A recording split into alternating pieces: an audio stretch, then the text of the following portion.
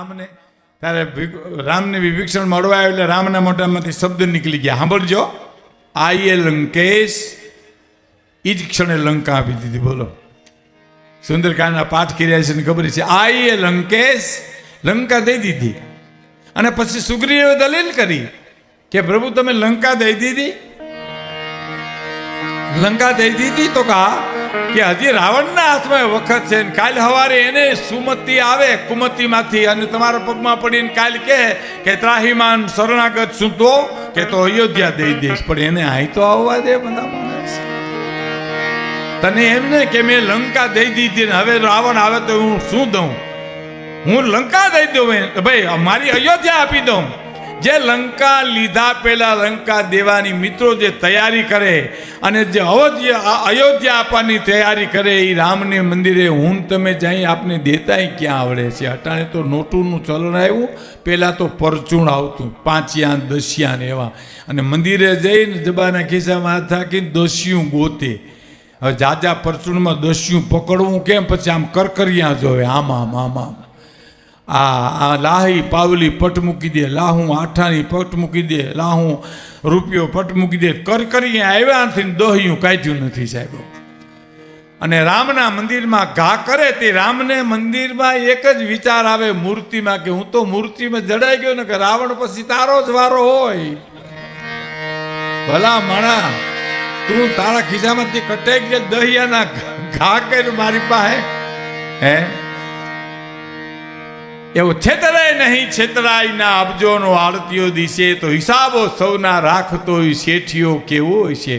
કહે કાગ સર્જક સર્પનો કેવો કઠણ ઝેરી છે. કલ્પના તો કરો તમે. દુલા કાગ લખે છે કે 3 વેતરું હરપનું ભોડિયું મને તમને જીભડી અડાડી જાય અને લીલું કાચ શરીર કરી નાખે એનો સર્જનહાર કેવો ઝેરી છે. કોઈ દી કલ્પના કરી તમે? કહે કાગ સર્જક સર્પનો કેવો કઠણ ઝેરી છે અને સુગંધી પવન લહેરાવતો હરી કેવો લેરી છે સાહેબ હે? બાકી છેતરાય નહીં છેતરાય ના અબજોનો આરતીઓ દિશે હિસાબો સૌના. છેતરે બહુ સાહેબ માણાઓ, બહુ છેતરે. એક જણો દુકાને જઈને કે છત્રી છે તો કે હા. શું ભાવ રાખ્યો છત્રીનો? કે 40 રૂપિયા. તો 40 રૂપિયા હોય બહુ મોંઘી. તો તારે કેટલામાં લેવી? તો મારે તો 5 રૂપિયામાં લેવી. તો એમ કહીને મફત લઈ જા તો 2 દેજો.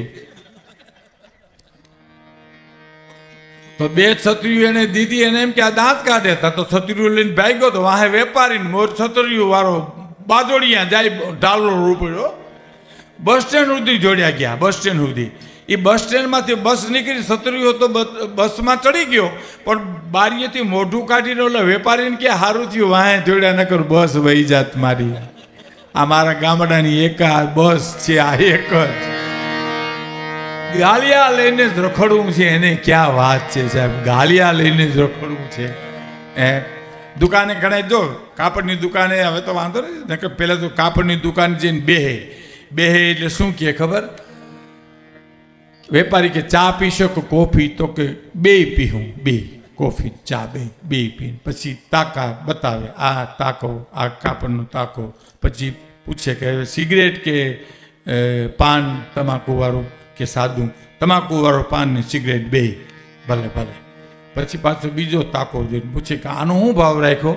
તો કે આનો 50 રૂપિયાનું મીટર.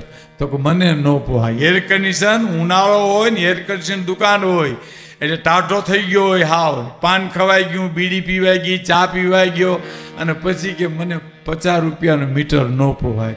કે તમને કેટલાનું પોહાય? તો કે મને 5 રૂપિયાનું પોહાય. તો કે એ અમને ન પાય. તો આ લ્યો આ માલ તમારો ભાઈ. હા અમે હાલ્યા લ્યો. વેપારીથી કાંઈ થાય પણ શેરની ઉપર સવાર શેર મળી જાય ને ત્યાં ભૂકા કાઢી નાખે. રેડિયાવાળાની દુકાને ગયો. એ રેડિયાનો શું ભાવ રાખ્યો? તો કે એને વેપારીને ખબર હતી કે આ તલિયાના ભાવથી માગે છે એટલે 1000 રૂપિયા કીધા રેડિયાના. તો કે 1000 રૂપિયા ન હોય રેડિયાના. તો કે તમારે કેટલામાં જોઈએ? તો 100 રૂપિયામાં. 100 રૂપિયા જ કિંમત હતી એની. કે 100 રૂપિયામાં જોઈએ? તો કે હા. તો હાલો ઉપાડો. હવે ક્યાં જાય? હાલો હાલો ઉપાડો ઉપાડો ઉપાડો. હવે શું કરે કે ભાઈ આમાં બધા સ્ટેશન પકડાય? તો કે આમાં બધા સ્ટેશન પકડાય. વેપારી કે એમ? તો કે હા. બસ સ્ટેશન પકડાય? તો કે એ ન પકડે તો રેલવે સ્ટેશન તો પકડી દો, તો કે એ ન પકડે તો મારે પોલીસ સ્ટેશન પકડી દો, તો કે એ ન પકડાય તો મારે શું કરવા? મારે તો આ 3 સ્ટેશનના જ કામ છે, મારે બીજું કોઈ સ્ટેશન જ જોતું નથી. છેતરાય નહીં છેતરાય ના અબજોનો આડતીઓ દિશે, હિસાબો સૌના રાખતો શેઠિયો કેવો હશે. હે મોજ મારે હું, મોજ મારે હું, મોજ મારે હું રે, મોજ મારે હું, મોજ મારે હું.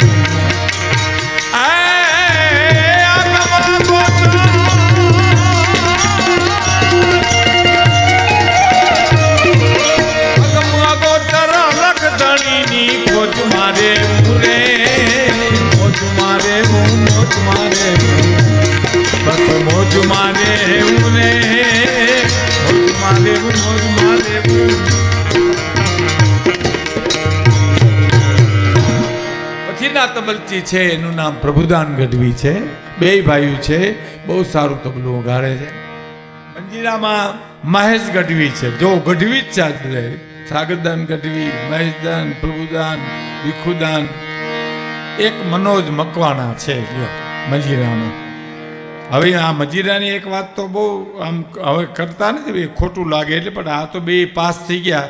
મજીરાવાળા મજીરા વગાડે ને એની હગાયુમાં બહુ તકલીફ થાય છે, ઘડીકમાં નો મેળ પડે. કારણ કે હામાવાળા પૂછે કે મૃત્યુ ધંધો શું કરે તો હું કેવું એને. હવે આ વગાડે એ તો કહેવાય નહીં. મજીરા વગાડે એમ કહી તો કે હું અમારે મજીરા વગાડવા એની આવી, પણ આ તો બધી પાસ થઈ ગયા છે. પણ 5-5 રૂપિયા ભારના મજીરા સોરસનો કલાકાર વગાડતો તો હેર હેર હોનારા કરીને દેખાડે સાહેબ.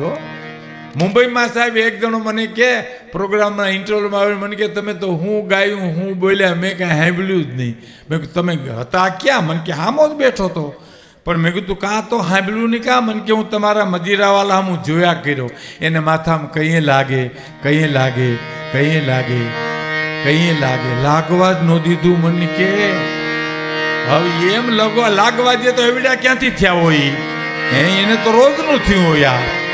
હે પણ મહત્વની કડી પછીની એક કડી, પછી મારે એક તમને પ્રસંગ કેવો છે એ કહું. હાસ્યરસ છે ને એ ડાયવર્જન છે, એને હાઈવે ન કરી નાખાય સાહેબ. હાસ્યરસ છે ને એ શાકમાં મસાલા બરોબર છે. અડધા કિલા રીંગણાના શાકમાં કિલો મીઠું ન નખાય, તો મીઠાનું શાક કર્યું મેં રીંગણાને કેમ લાગે.